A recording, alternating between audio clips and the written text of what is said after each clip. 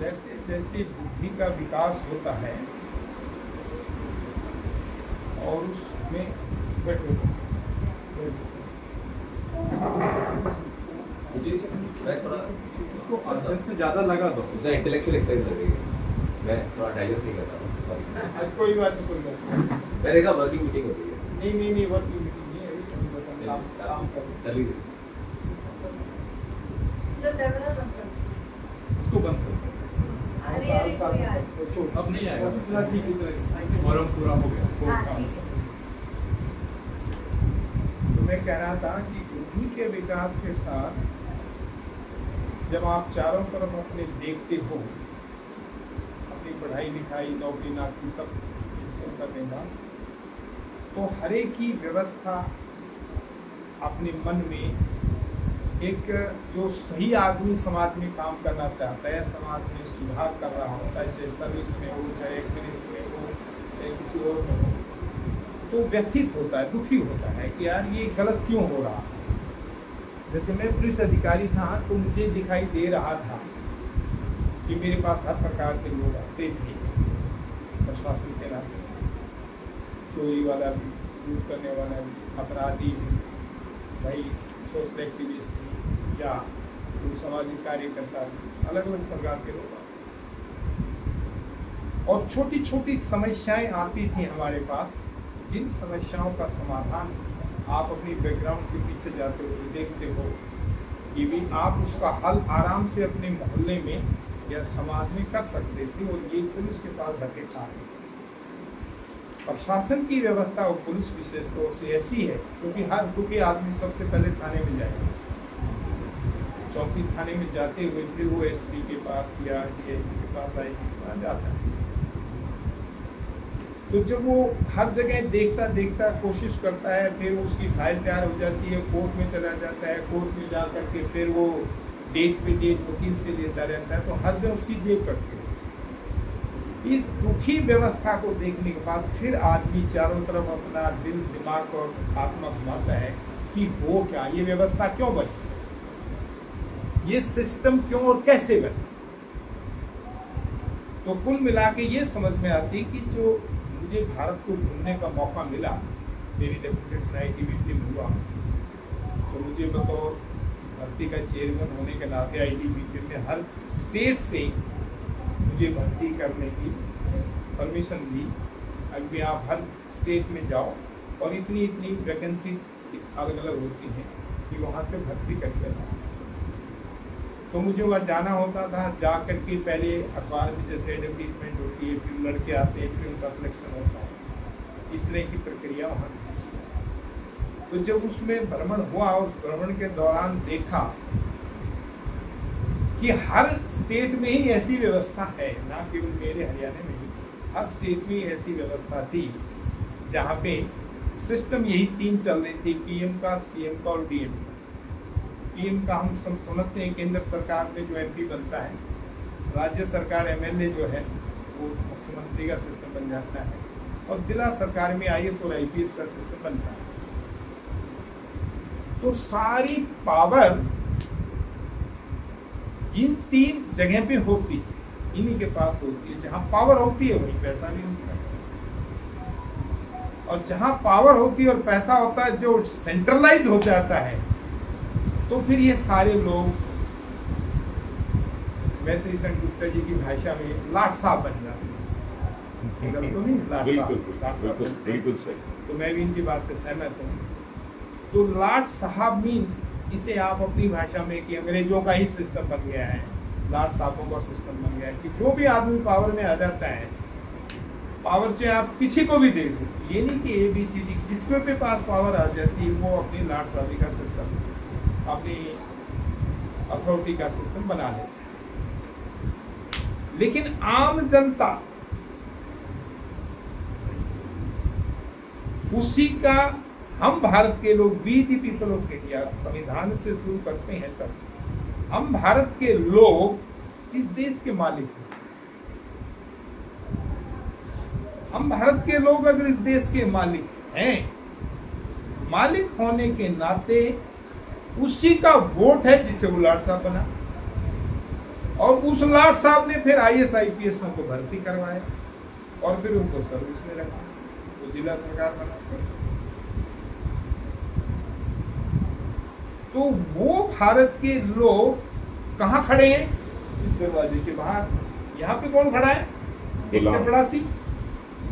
यहाँ एक चपड़ासी खड़ा है, वो उसे साहब रोक देता है। सिपाही खड़ा है, पिचक साहब चाय पी, पिचक अभी मीटिंग चल रही, मतलब वो उसे घुसने नहीं देता।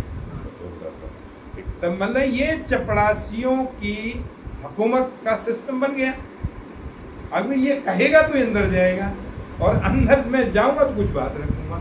वो भारत का मालिक, he is the owner of the country, ये संविधान बोलता है। वो भारत के मालिक उसके दरवाजे बाहर का और उसको एक चपड़ासी रोक रहा है। तो जब आप ऐसी व्यवस्था देखते हो, करते हो, कुछ आप जैसे अफसर हैं जो दरवाजा खोल के रखते, भाई मिलने दे, देख लेते, अभी बाहर मत रहो किसी को। लेकिन कुछ लोग हैं वो बंद कमरे में रहना पसंद कर सकते हैं। तो ऐसी व्यवस्था को देख के फिर आपके मन में ये आता है कि भी ये भारत देश जो है ना, गुलाम गांव और गुलाम शहरों का देश बन गया। बहुत सुंदर। अब करें क्या? अब बन तो गया ये, व्यवस्था तो बन गया, अब करें क्या? फिर वर्ड आता है शासन। शासन क्या कर रहा है? एक वेलफेयर स्टेट का हमारा संविधान है, कॉन्स्टिट्यूशन।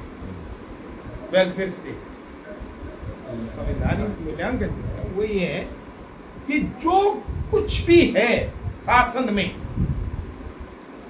जो कुछ भी शासन में है वेलफेयर के नाम से, मैं गाड़ी चला रहा हूं तो मेरी लॉग बुक भरी जाएगी, इन पब्लिक इंटरेस्ट में मैं यहाँ जा रहा हूं, मैं मर्डर पे जा रहा हूं, मैं डकैती पे जा रहा हूं, मैं जमीन नापने जा रहा हूं, मतलब पब्लिक इंटरेस्ट।